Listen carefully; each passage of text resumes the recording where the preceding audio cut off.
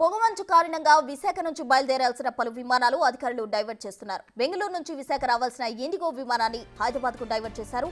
ఢిల్లీ నుంచి విశాఖ రావాల్సిన ఇండిగో విమానాన్ని భువనేశ్వర్ వైపు తరలించారు. ప్రయాణికులకు ఎలాంటి అసౌకర్యం కలగకుండా చర్యలు చేపట్టినట్లు అధికారులు చెబుతున్నారు.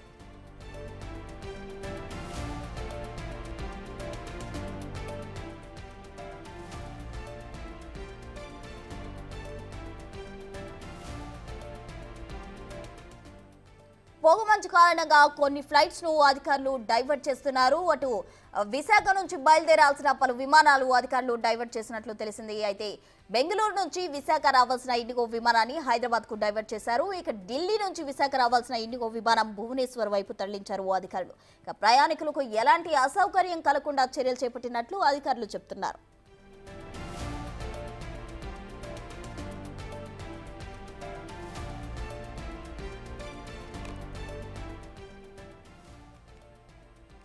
పొగమంచు కారణంగా విశాఖ నుంచి బయలుదేరాల్సిన పలు విమానాలు అధికారులు డైవర్ట్ చేస్తున్నారు.